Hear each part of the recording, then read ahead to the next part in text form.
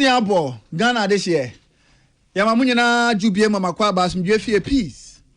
104.3 and I was Gusu Uti Brason. Send some and Satos one SM for Waji Bre. One son is one and you may hear the best sumo secas bo.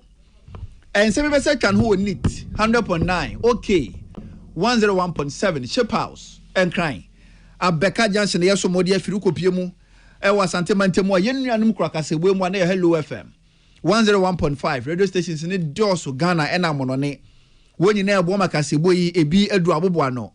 Social media platforms ahudo ni nyina so kasebo no etwagu ewo so live. And some you read about some one a dose in the bedi market be any say. Ghana, Mampenny's Excellency John Dramani Mahama, Edia to Johnson Sakraya Yahu, a ya corner or my Ghana economy no ehone, and yem pimping and emum abansetna. Captains of industry and business can therefore rest assured that the current stability we enjoy is not a fluke, it will be sustained into the future. My Ghana photo sound for Dr. Keso ato forcing Edia to just say, my Ghana yesika semno, senenke ye nipa wadaya sabia, unit no one intensive care unit ICU, how they don't so do a critical condition. Se said ye want to enter my yaba water, Dr. Hey. We have moved from ICU to wellness center to you to where you are well. Figure. My Ghana, I say, ama yema e South Africa. Yes, a brazen Soviet attack in tea and yema be a quatch watch on emu hami and sunny di wama ba bine say. Now what you for fire babesim or their headline and a samba. Sound so and a break on any mono. Controller and Accountant General's Department 24 abo newly recruited nurses. Ya na no wa cancel my bed demonstration or bo man or bass or moon train or china or musican will be home accounting. Ministry of Finance through cabinet Emma approval for the payments. Na payment no omuchemu and 9. Aban kuntabu for so ye the ababe told you say we see a die wo my Ghana ha kan de ya wo hia no e ho bo no echina eye ohama bu pani mienu en chipo emienu 2.2% echesa cement ne e ho ne ma no ne bo no enhyeda enya dinsan wo my Ghana emra so be de fie we ene de etoso mienu ya empanifo akenkan LGBTQ+ bill no ebio na chensem ene sen ensam na foforo pibinum e kan we ho ena ne onyujubre ye je obrade mu nchemu asomo Akan Kasie. What am I faster and menu McQueen? Young faster Emma Oson's chemist. Oson's chemist, Ed Oson's garlic capsules away at Chidom. Empty and see we did for you everywhere you go. High sense electrical appliances now open quadia. You showrooms in the doors to Ghana for Nina Yendi and papa, bra, nebejibi. Don't feel roofing system this is Shabia, but more the Equi, ya bow.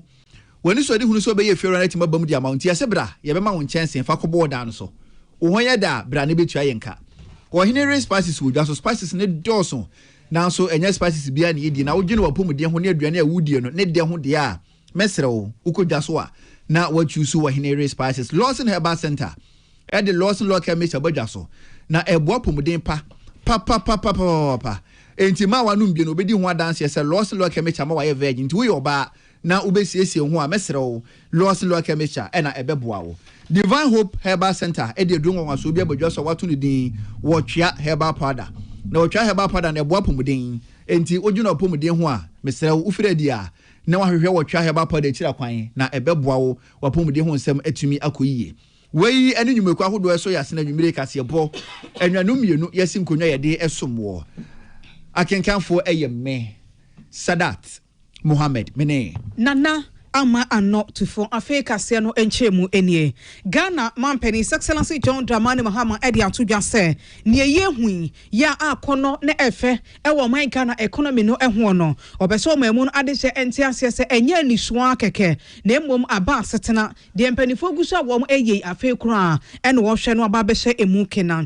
Mampenny enya kwan ejina, eye CEO summit to jume dear tosu edu, ya koso ewa my Ghana hase wa this ansem way atuja. Was it a ban way as Sijana say, and you may call I would draw yana one film I am there, the na to JJmu, and you may call who draw one sikasan at a tia pansam sequin tebeno, about we as Sijanas were better wachi, what is a cabin room, or better to near me ye. I'm on my Ghana economy no aya, kono sani beya. One man ya Ghana this year, oh, mama swa, yana or do you show my Ghana said ye singing at the corner, or most a better on corner, do a sikabe bien yuma, and one my Ghana ha. Was a say banasa, a bed wapa papa, say a ban way dear.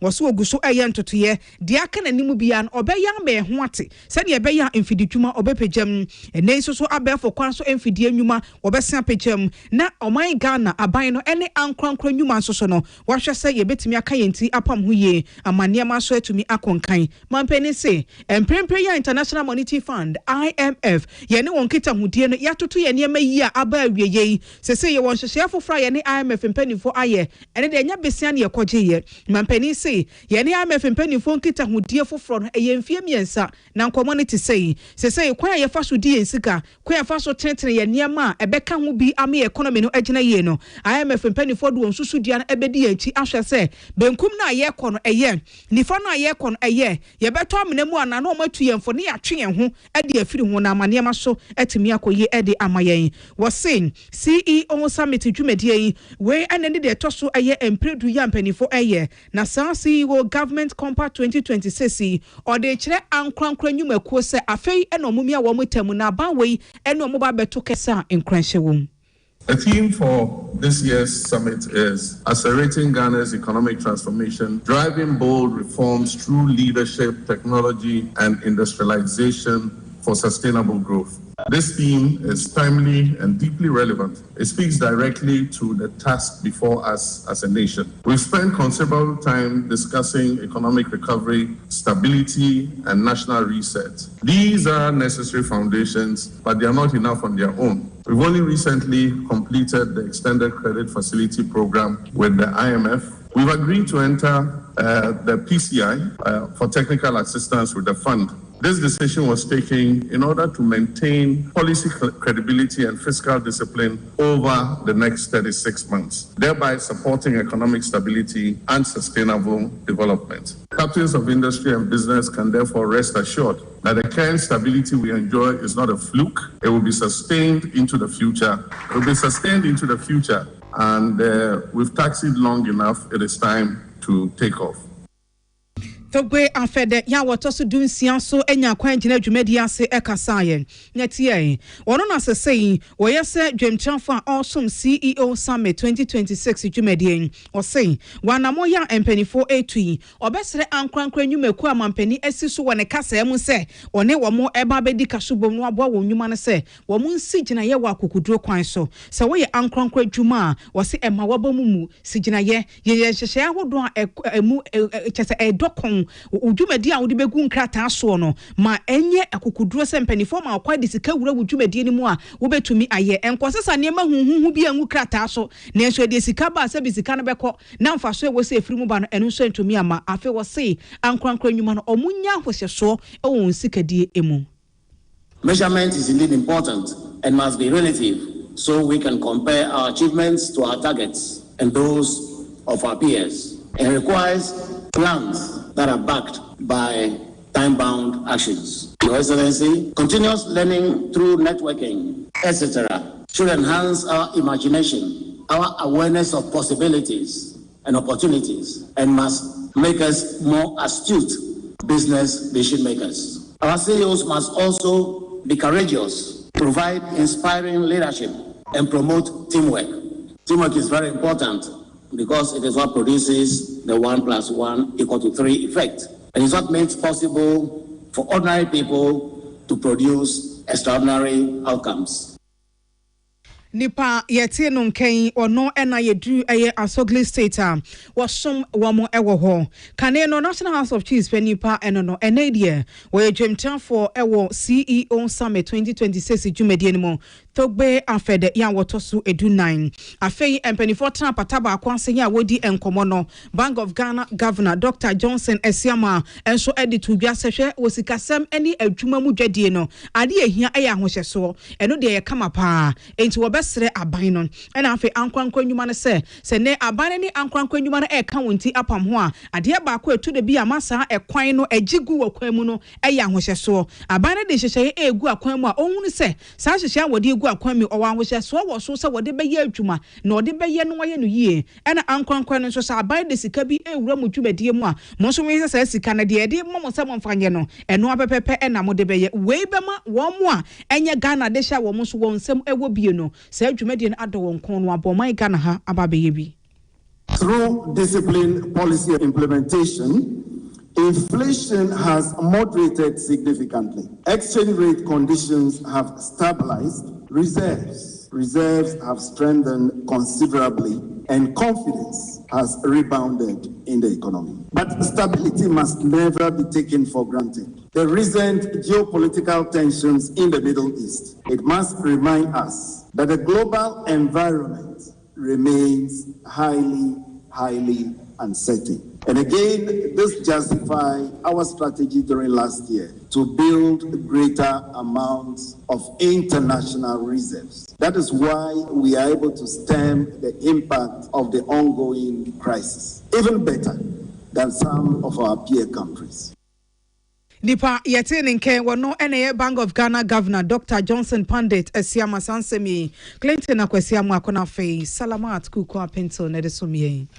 Ene emrasibe dwafie ekwa asetena na odi esikasem ho enkomo na ebasikasem so ho de na photo sanfo Dr. Case Latoba Force yi ni firimu enyeye enti opanyi gina na so mrasibe dwafie edi nkomo kakra na ne kasem no na wo kyeremu sei enkane MPP aban soma wo som Ghana fokoto aba na oyi aban firi so na wade Ghana bedwa kese ehye NDC nsa NDC ba na Ghana yesikasem no ayarasa bia nkomo mu anka beka se woda intensive care unit ICU na je se wo je na kra da che se wo wu anie ogina owo ne nkankwanta na so Ghana aban owura John Dramani Mahama ne mpanifo ebe show aban kesie mu na wodu onjumadi egu apono so na aboa manne Ghana yesikasem no apomdi nkomo mu beka se bebi ogina na ye wellness center na che se ehwe ne maba ku miru bi ne agya no kwan na wasifie kwan so ano no na te sa ban bai wa bɔ no ho modern pa na owura Case Latoba Force kasa biam di tudwa se afi 2027 akohomsi ka wa begina mase bedwa fie no wakenkan na no obeti maka da kire Ghana fo nyane sa ban no wadwundwune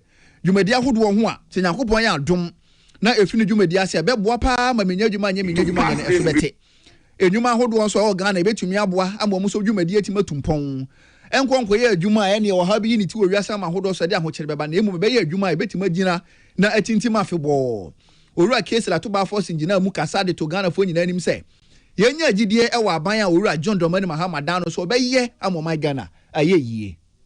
We have moved from ICU to wellness center to where you are well. Speaker, to build on this hard-won foundation of stability, President Mahama's administration has designed a new economic program, the new economy, to be unveiled as part of the 2027 budget. The new economy will move Ghana from stabilization to transformation, with a clear focus on sustainable jobs, higher productivity, greater resilience, and broad-based prosperity. Right, Honorable Speaker, President Mahama is grateful to the people of Ghana for their sacrifice, patience, and steadfast. We do not take their support for granted. The Speaker, our solemn pledge is that we will not be complacent. We will continue the hard work of building the Ghana we want. May God bless our homeland, Ghana. Na enu achire no na Dr. Case Latoba Force no ka se biem no wode atudwa se amaya aduonum na ya wa bibrem no wana won sikasem koyi na gina yi pa no Ghana ye toso nwotwe 8 a che saban yi baaye obi kogina baabi no ka saban ne bon homodin na che se obranyame wonka no kre abana bon homodin pa afenso so Ghana ye GDP no anyini a bere bi atwom obi agina no wode toto enne ho na che se ne so de no akono efe ene ye gina baye o ha mu chichemu aduana na yetiri ponso 44.7% aban ne hwe ne mu se hwe be ye bedu 2034 ne de ne ba bi ye GDP ni gina no wiase nyina no ebe ye wonwanwa. Crossed the $100 billion United States threshold in 2025, making it fully fledged emerging market economy. Ghana's economy is now ranked the 8th largest in Africa. Ghana's per capita income increased to $3,385 for the first time. Again, Mr. Speaker, the primary balance recorded a surplus of 2.5% of GDP in 2025. Our public debt to GDP reduced to 44.7% at the end of 2025, ahead of the schedule 2034. Mr. Speaker, Ghana achieved the debt to GDP target of 45%, well ahead of the IMF program of debt rule target by 2034. Our debt service to domestic revenue improved considerably from 55.7% in 2022 to 28.8% in 2025, even with the resumption of full Eurobond obligations in 2025.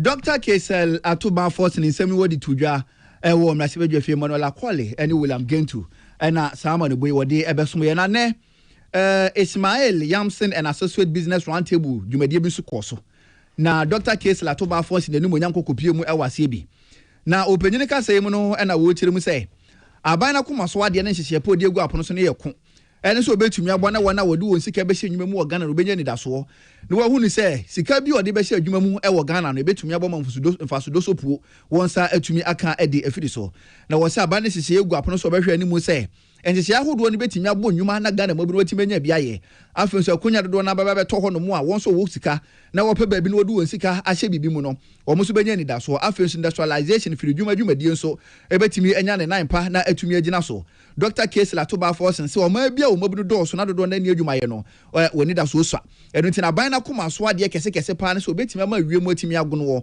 aban no kɔ antumi nyɛ ankronkron so betumi ayɛ bie na atumi abɔ ne mabiri dodo na obenya adwuma yɛ na ɔto atumi anya di daso na aboa na Ghana sikasɛm atumi atumpɔn.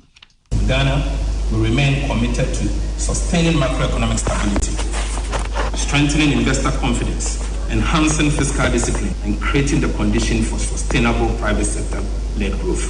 Because we recognize that macroeconomic stability is a foundation for jobs, investment, industrialization, and opportunities.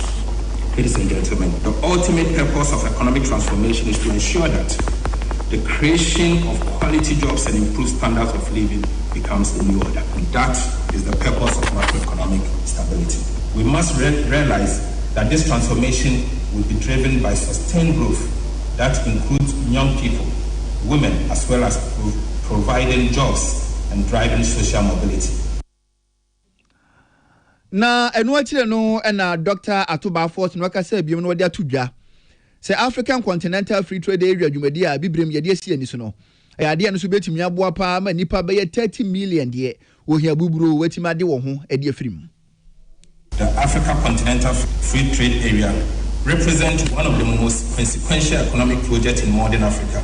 It could lift about 30 million Africans out of extreme poverty and boost continental income by about $450 million United States dollars by 2035. Governance reforms will undermine whether African opportunities become prosperity or another missed historical moment. Good governance is about respecting social contracts. It is about institutional capacity, policy predictability, rule of law, fiscal discipline, transparency, and public trust. Investors do not just invest in resources, they invest in systems, and they invest to make money.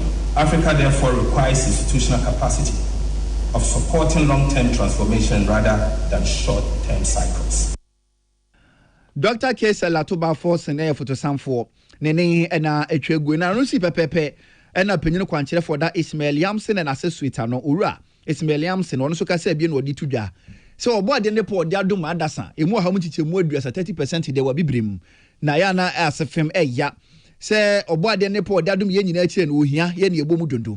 Ujina so srɛ yɛ sɛmpin fo fanhyehyɛ pongu apon so betumi aboa na enkonkɔ yɛ sɛ birebia ne yɛhyia ne yakasa na so yakasa wie a wetere na kyese bibia mfiri mu ma ekɔbasa no na kyese ya nyempo na nkɛyɛ ento obɛsrɛ mpin fo so wɔhwɛ fanhyehyɛ pongu apon so ansɛm a yɛ ka wɔ yano no ebetumi asi fo ma yɛ adwuma na ɛde ne daso abrɛ yɛ manfo. Potential without aggressive structured execution is systemic failure. We command 30% of the world's resources, yet we account for near 3% of global trade. That is not potential.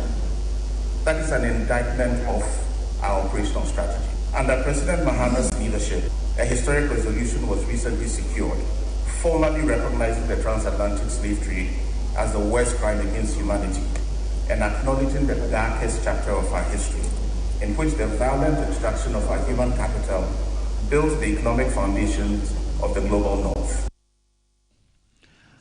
Penny kwankyerɛ for da Ismail Yamson and associate ano Ura Ismail Yamson ne na atwa yi George say and this amane boy ebesomo yen Wamai Ghana mra sebeje fie enene de etoso mienu de friend say Community Service Bill 2026 no empanifo sanso ekenkan ye na ye kan Community Service Bill la de etachie nyina ye say empanifo so watena se adwene ehunu say ye ne duafie ahodo ye wo Wamai Ghana ha say ne emu ayema na wasese ye no wahunu say nipa binom bonefo sam osu se wodi ya wode won gina court a adansede bu wonfo ma ye gina so twen won so say won kwa afie no obu aye man mfie miensa obu aye ma bosumi nsia obi kwa waye man afe ene bia bosumi nsia anasa afe ba akopɛ sankrofo no penifo sesesɛn watanse hu sɛ ɛwɔ sɛ yɛda yɛmra no yɛnsa no nanka ɛbɛya bɔne a wadie no sɛ twa kɔ wie sɛ yɛmfa ne nkɔ afia sɛ bosome kakra bi anase ayere so a mfie miensa ene nanka yɛmfa ne nkɔkora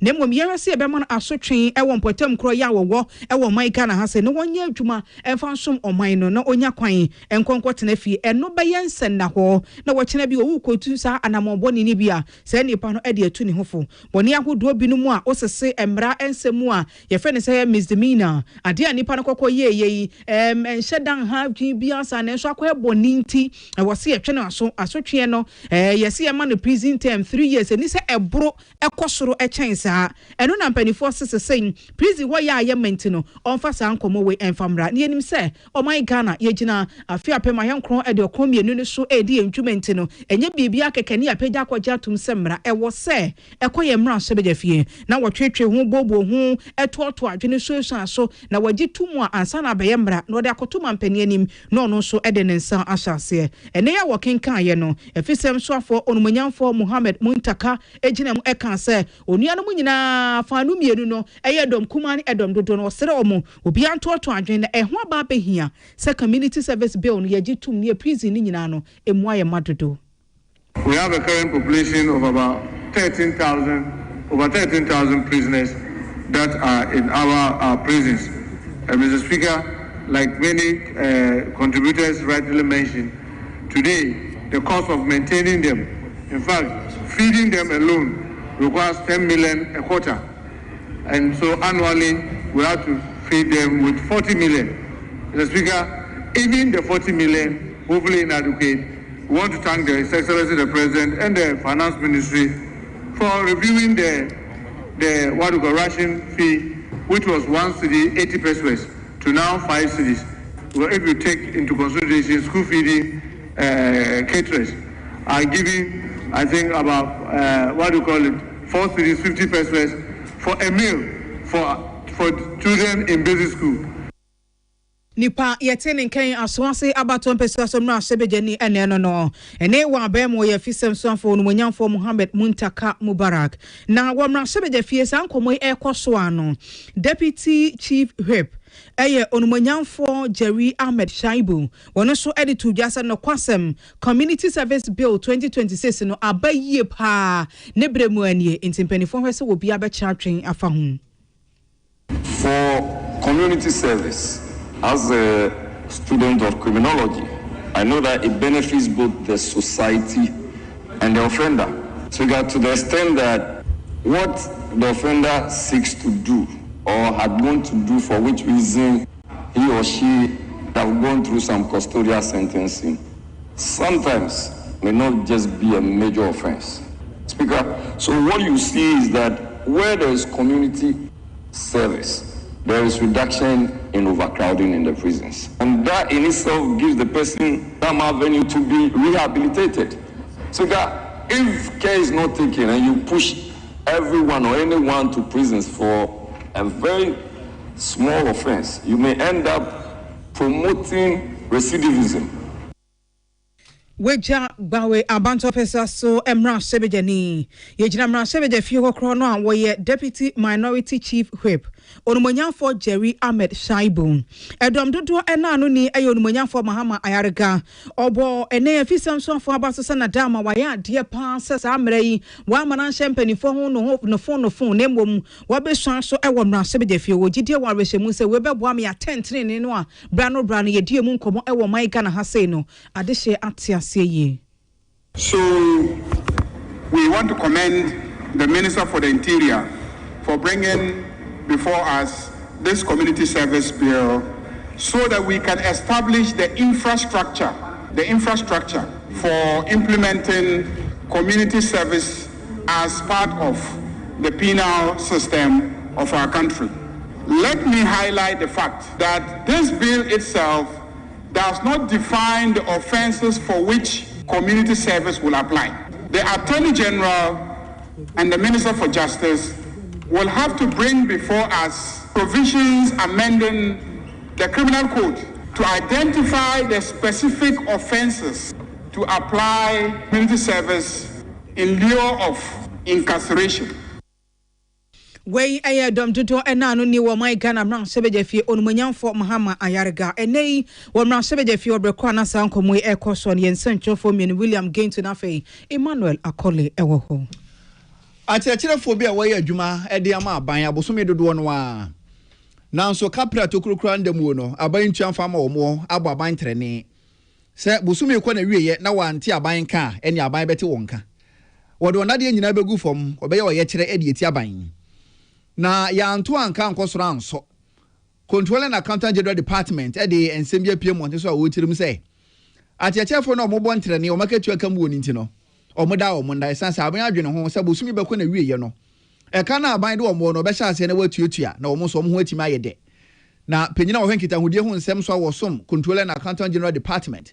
And we rasif as the so. Opening in Central for Casano, which you say, Busuno market to an ebeba.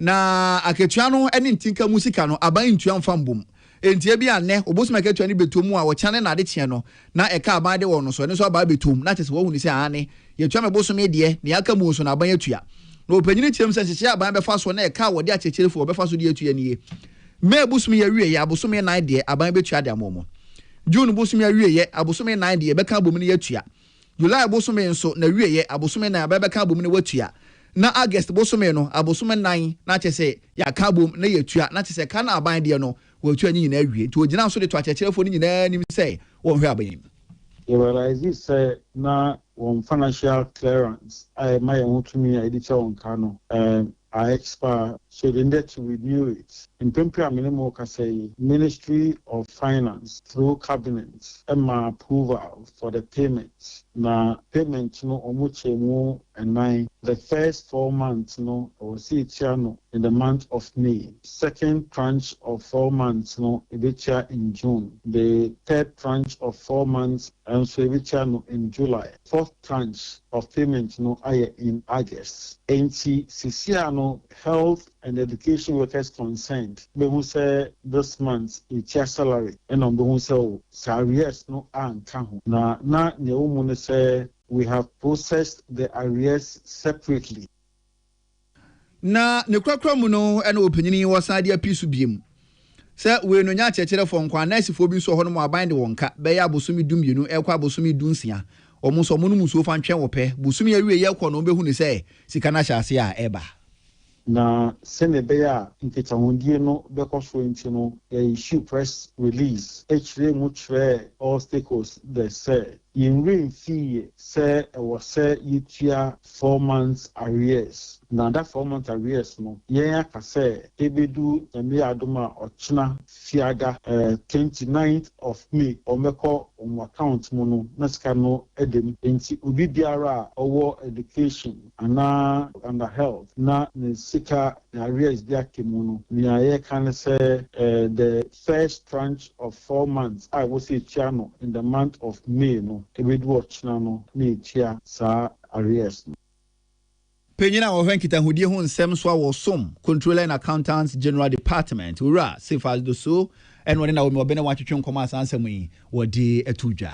Na sese suafo abedi acha wono ene hwe ya ho ne ne asoye no eso no onumanyamfo Richard John Mensa wono kra ne edu oman Ghana mra sebejafia adesha ewo gomua atoye abaton pesua so woso wonse wo mra sebejani onse Ghana Mampeni Excellence John Dramani Mahama egusua etoto niema yie sane ebeye na ene ya edi ewiemu nsakraye ene niema ahodo a ensemfata eba eseye nsanse emu anonom de no yede sa ne ye papa emegu mu ahia atwuma na manfaso abaso ye wose ne kwasam emre bi atwamu no ye kasa eneye no a ya na akwakoye krata so nko a na eso abenya wote so yi egina sidie no ye gina sidie a wode wani ebehunu na ye ka bi so wate ase ehunu se eye atwuma ampa na no penifo gina ho eda de efe no se Public Facility Sustainable Energy Action Plan no edi wose ye no ehu hia isan se abenya ne iku hu wonimisi wo begina eno so no wode edi nkomo a ene nipa binum ye niam ahodo a ese yensanse ene emu anonom de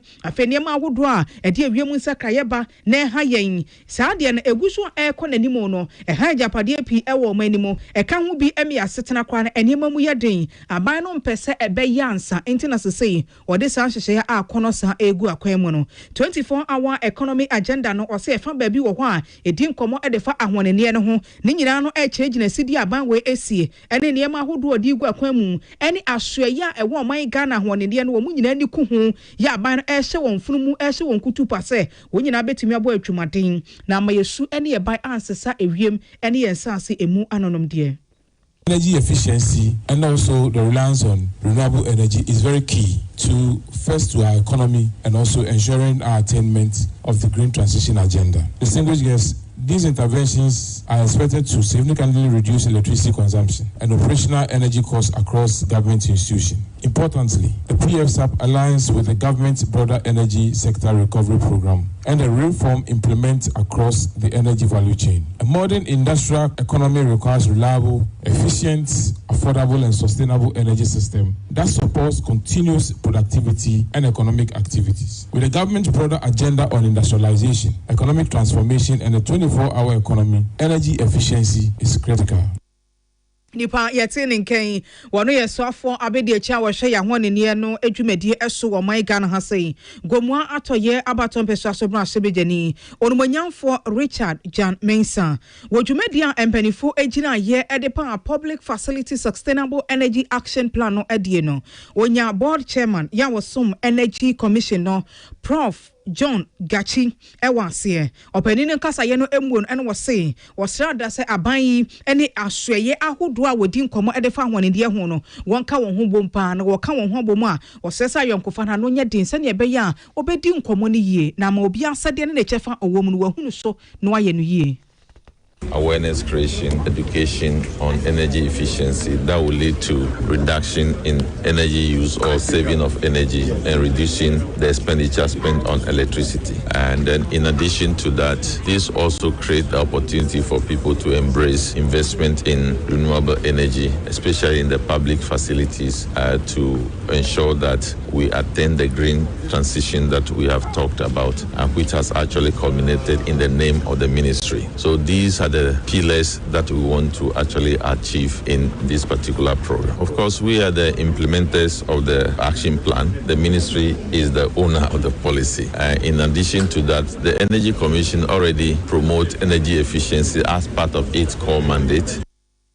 Nipa yetene ken aye Prof John Gachi wono na mpempre waye Energy Commission on board chairman acting executive secretary wasom Energy Commission aye Mrs. Adwoase Wabonzi wogine mu echeche mfaso ewo dwumedie no ampanifo adi no into wogide wan rehemu se mfaso de a ekeka de ko ahwonene enkomo mu afi ankronkro enwuma ene aban na ahwe ya ahwonene adwumedie ampanifo ade ahye won sa na ho ahunhia se wo keka won ho ewo dwumedie.